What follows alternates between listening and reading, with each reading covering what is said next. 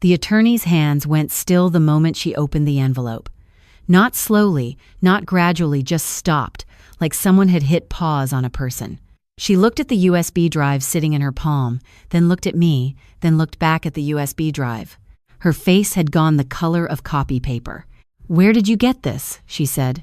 "My grandfather left it for me," I told her. She set it on her desk like it might shatter.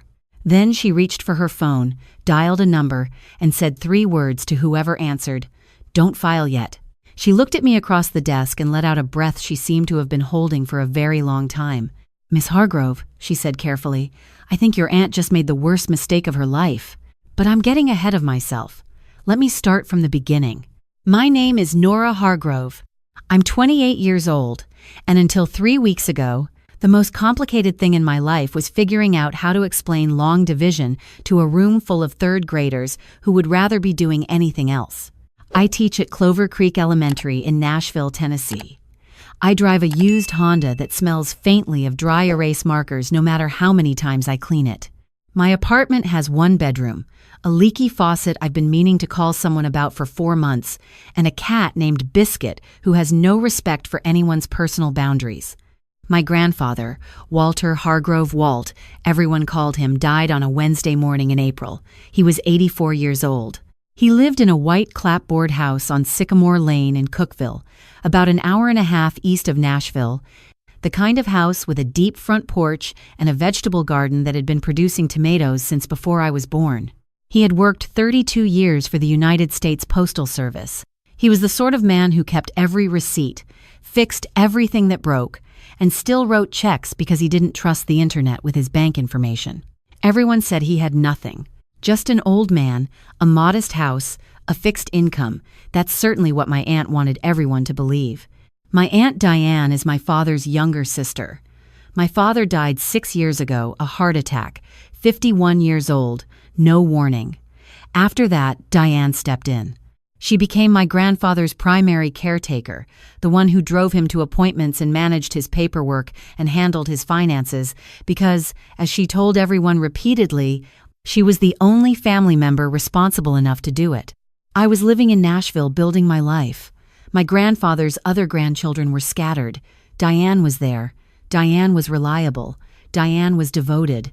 Diane was also, I would eventually learn, very good at moving money quietly. The funeral was on a Saturday. It was the kind of spring day that seems cruel for a burial bright sky, birds loud in the trees, everything blooming. My grandfather had requested simple, graveside service, no viewing, no catered reception. Diane had expanded this into a 40-person gathering at a rented hall with a photo slideshow and a buffet that my grandfather, a man who considered a bologna sandwich a reasonable dinner, would have found deeply unnecessary. I stood near the back and watched my aunt work the room. Diane has always been the kind of woman who treats every situation like a networking opportunity. She wore a black blazer that looked freshly pressed, accepted condolences with a practiced tilt of her head, and kept steering conversations toward the house. The house would need to be listed soon, she told people. The estate needed to be settled efficiently. She had already spoken to a realtor. My grandfather had been gone for 4 days.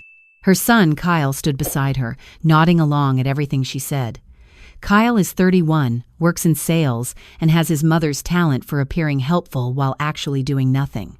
He kept his arm around Diane's shoulders and called her Mom in a soft voice every time someone offered sympathy, which I found, for reasons I couldn't immediately name, deeply irritating. The only moment of the entire day that felt real to me was when I was alone in my grandfather's house afterward.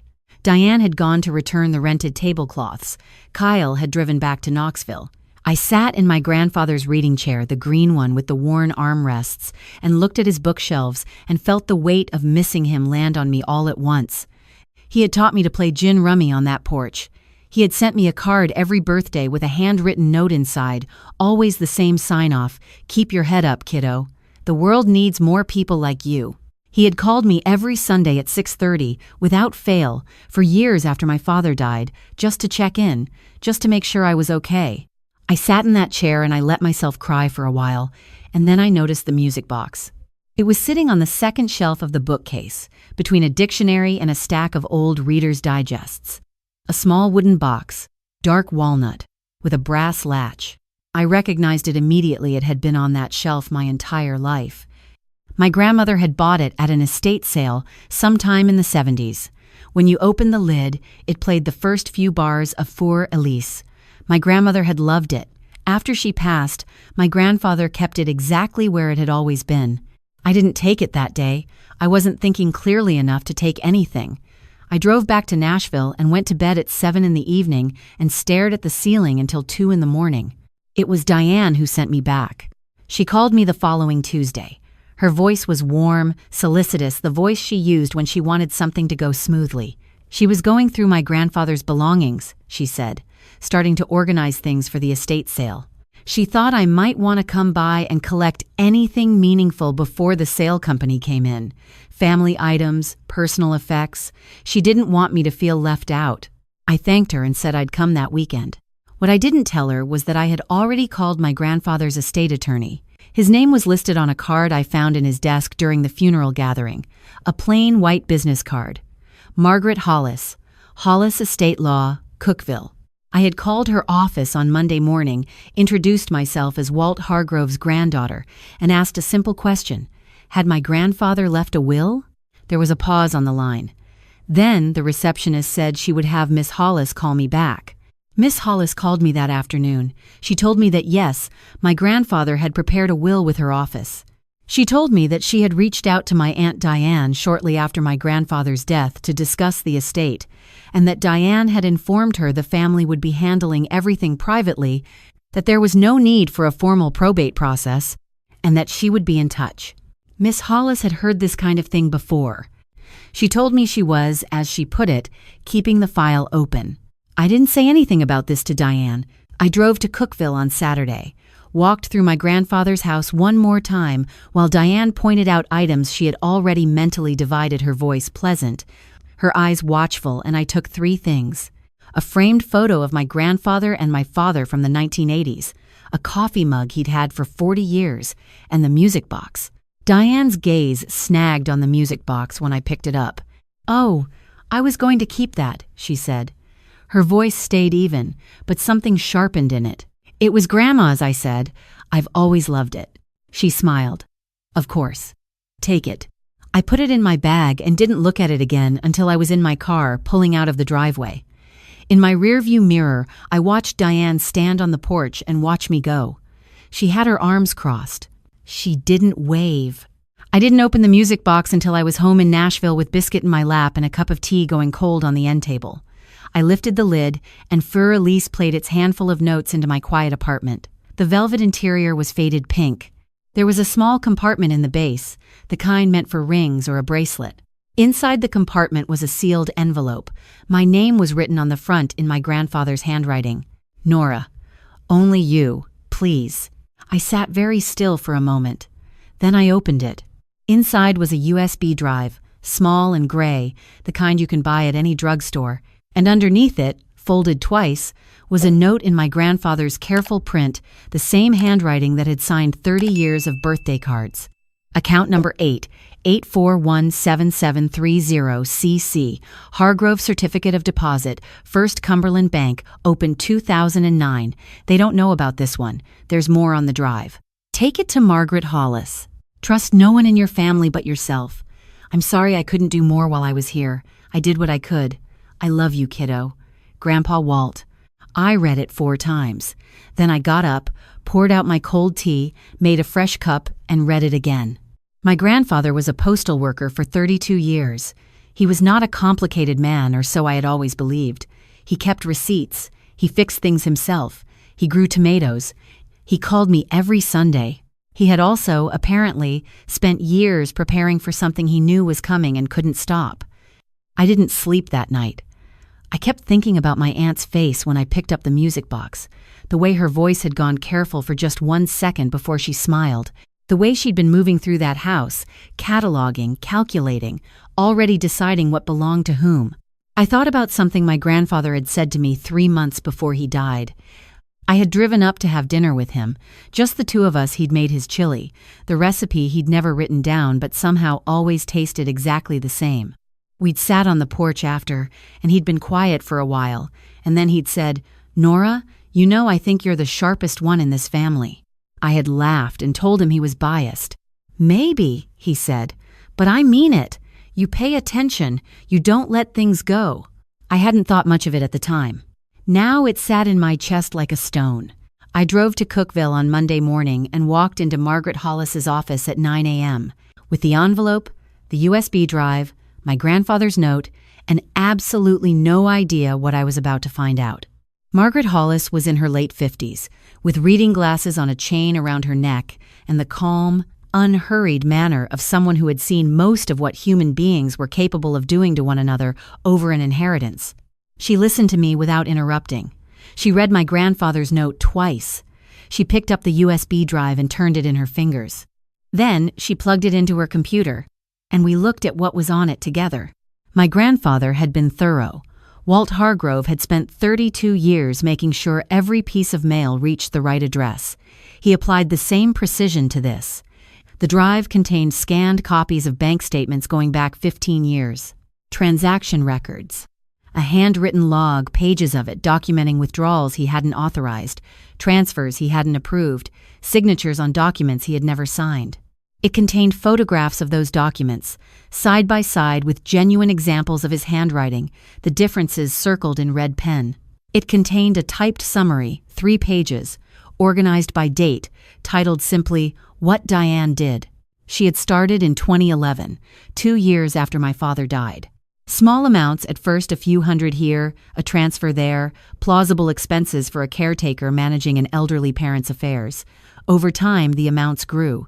By 2015, she was moving thousands at a time, using a power of attorney she had obtained by telling his doctor he was showing signs of cognitive decline. His doctor, who saw him for 15 minutes every 6 months, had noted it in a chart.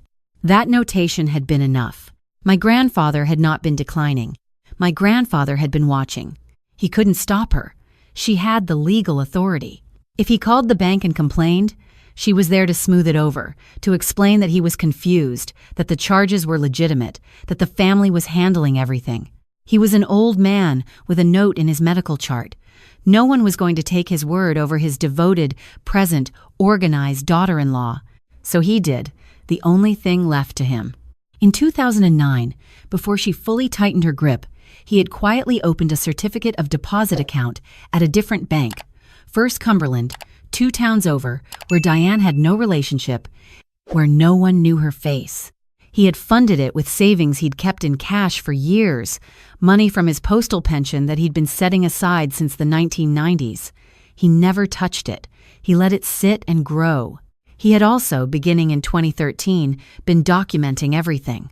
Every suspicious transaction. Every forged signature. Every lie. Margaret Hollis was quiet for a long time after we finished reviewing the drive. Then she reached for her phone and called First Cumberland Bank.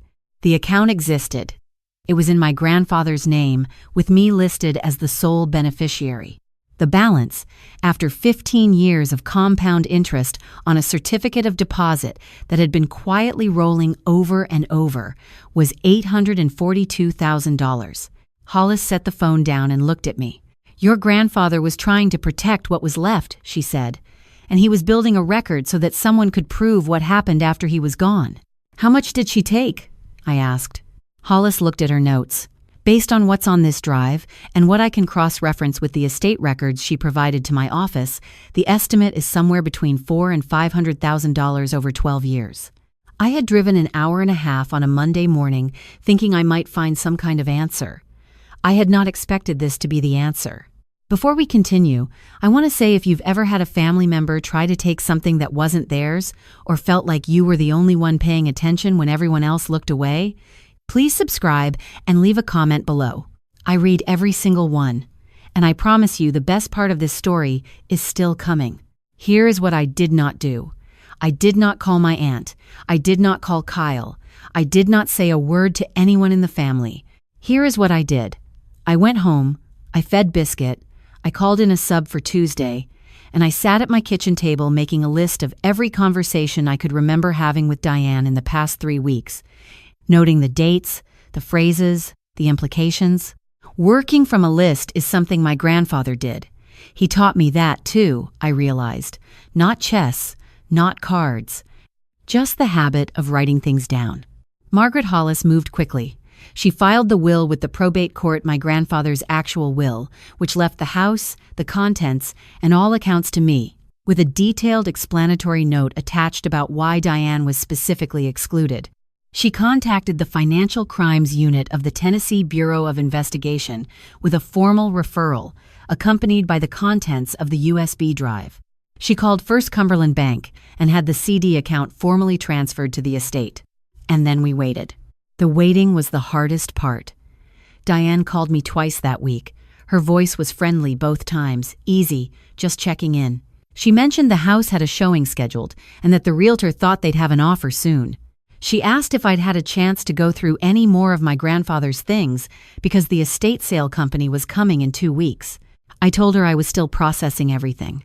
"Of course, honey," she said. "Take all the time you need. I'll handle the details. That's what I'm here for." I hung up and wrote down the time of the call, the duration, and the exact phrase, "That's what I'm here for." Kyle called 3 days later.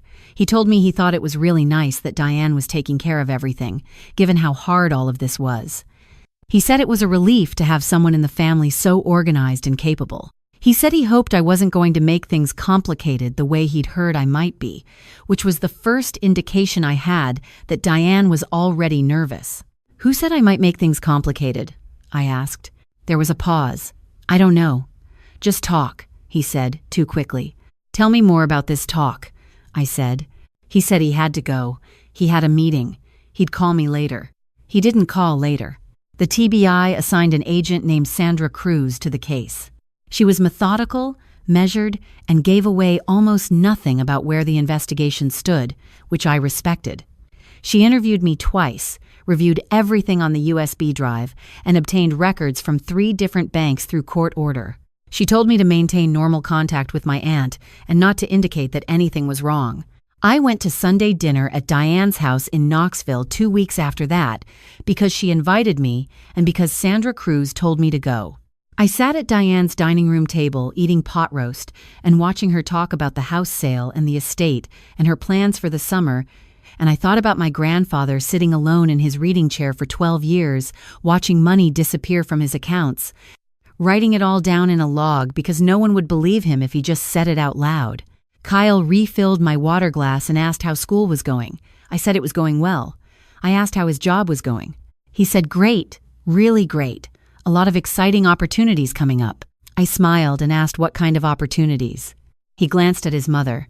She smiled and said the pot roast was from a new recipe. After dinner, Diane pulled me aside in the kitchen while Kyle was clearing plates. She handed me a cup of coffee and looked at me the way she always did, warm, patient, faintly condescending. "I know this has been hard," she said. "Losing your grandfather, losing your dad before that. You've been through a lot, Nora." "I have," I agreed. "Your grandfather loved you very much," she said. "But he also wasn't always clear. In these last few years, you understand. His memory, his judgment. The doctors noticed it, I noticed it. He sometimes made decisions that didn't quite make sense." She paused. "I just want to make sure that if you find anything, any paperwork, any old documents, you bring them to me first, before you go to anyone else, so we can make sense of them together, as a family." She said it gently. She said it kindly. But what she was saying was, if you found the music box, bring it to me before you do anything with it. I took a sip of coffee. "Of course," I said. "Family first." She smiled and patted my hand. On the drive home, I called Sandra Cruz and told her what Diane had said. There was a short silence, and then she said, "Thank you. That's helpful." 11 days later, at 9 in the morning on a Thursday, my Aunt Diane arrived at Margaret Hollis's office to sign the deed, transferring my grandfather's house to the buyer. She had found a transaction she had arranged entirely without going through probate. Using forged executor documents, she had apparently prepared herself. Margaret Hollis had known she was coming. The TBI had known she was coming. I had not been told to be there, but I had taken a personal day and driven to Cookeville because my grandfather had spent 12 years setting this up, and I was not going to be an hour and a half away when it landed. I was parked across the street when Diane walked into the building. She was dressed sharply, a gray blazer, heels. She looked efficient. She looked certain. She had no reason to expect anything was wrong. I know what happened inside because Margaret Hollis told me afterward, word by word. Diane sat down, exchanged pleasantries, accepted a glass of water. She placed the executor documents on the desk. Hollis looked at them, nodded slowly, and said, "Before we proceed, there's something I need to share with you." She opened a folder and placed a copy of my grandfather's actual will on the table. Diane looked at it. Her expression didn't change right away. It took a moment, like a building a second before it understands it's been demolished. "This will names Nora as sole beneficiary," Hollis said. "It also contains a notarized statement from your father-in-law detailing a pattern of financial misconduct beginning in 2011. Diane said, "Walt wasn't of sound mind. There's also this," Hollis said, and placed a copy of the USB drive contents on the table. That was when the expression shifted. Hollis described it as the face of someone who has been playing a long game and just realized the board was never what they thought it was. Diane stood up. She said there had been a misunderstanding, that everything could be explained, that she had only ever acted in her father-in-law's best interests. The two TBI agents who had been waiting in the conference room next door came through the door. Sandra Cruz presented the warrant. She read the charges. Financial exploitation of a vulnerable adult, forgery of financial instruments, fraudulent conveyance, theft.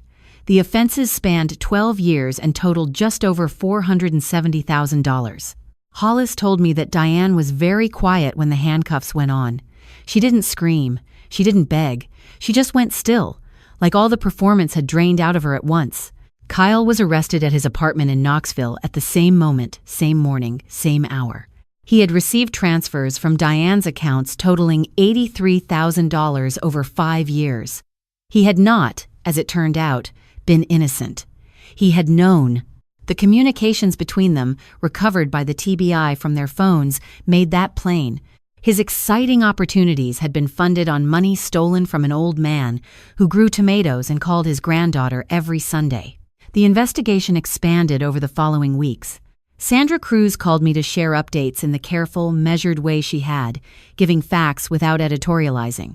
The TBI found something that explained everything about my aunt's willingness to do this, her certainty that she could get away with it. In 2006, Diane's own grandmother, her mother's mother, had died with a modest estate, approximately $90,000 in savings. When the estate was settled, nearly all of it was gone. Her grandmother's other children had suspected something at the time and couldn't prove it. The money had simply vanished. My grandfather had known about this.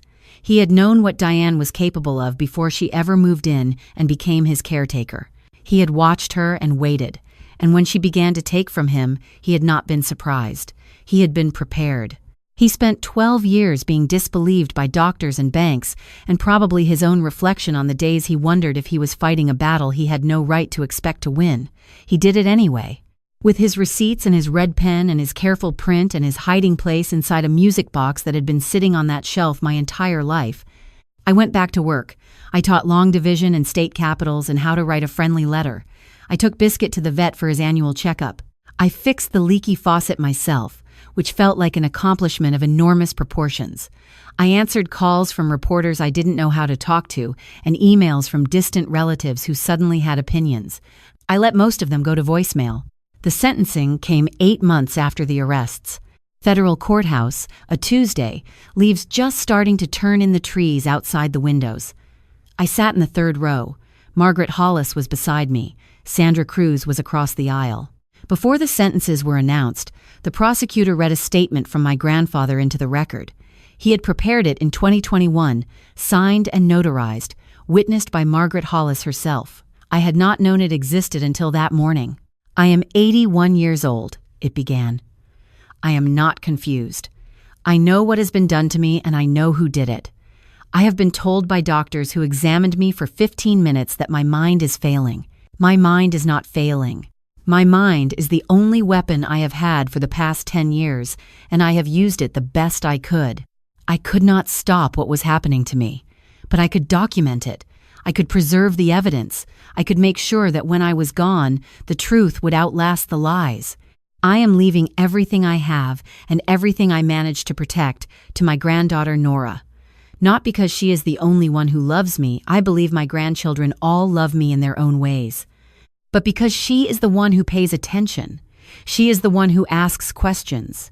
She is the one who will not let go. I trust her to finish what I could not. The courtroom was quiet when the prosecutor finished reading. I looked at my hands in my lap and thought about a front porch and a deck of cards and a man who called me every Sunday for 6 years after my father died because he wanted to make sure I was okay. I did not look at my aunt. I didn't need to. Diane received 6 years in federal prison, no early release, full restitution ordered. Kyle received 2 years, felony conviction, restitution. Everything they owned would be liquidated and returned to the estate. I walked out of that courthouse into cold October air and stood on the steps for a long time without moving. A week later, I drove to Margaret Hollis's office one final time. She had one remaining item for me, another envelope, different from the first, kept in her files since 2022. My grandfather's handwriting on the front. Nora, when it's done. I opened it in my car, parked in her lot, with the heater running. My dearest Nora, if you're reading this, you did it. I knew you would. I want to tell you something I should have said out loud more often. I am proud of you. Not because of this, not because you found the evidence or went to the attorney or saw it through. Those things matter. But I was proud of you long before any of this. I was proud of you when you became a teacher. I was proud of you when you got back up after losing your father. I was proud of you every Sunday when you picked up the phone and talked to an old man for an hour about nothing important just because you knew he needed to hear a familiar voice. I could not protect myself from what Diane did, but I could protect what was left, and I could make sure it reached the right hands. I am sorry I couldn't tell you this while I was here. I was afraid that if I told you what was happening, she would find a way to cut you off from me. She had done it to others. I couldn't risk losing you too. Use the money for something real. Don't let it sit in a drawer. Build something with it. Do something that makes you glad to be alive. You are the sharpest one in this family, Nora. You always were. I just needed you to know that I knew it too. Keep your head up, kiddo. The world needs more people like you. All my love, Grandpa Walt.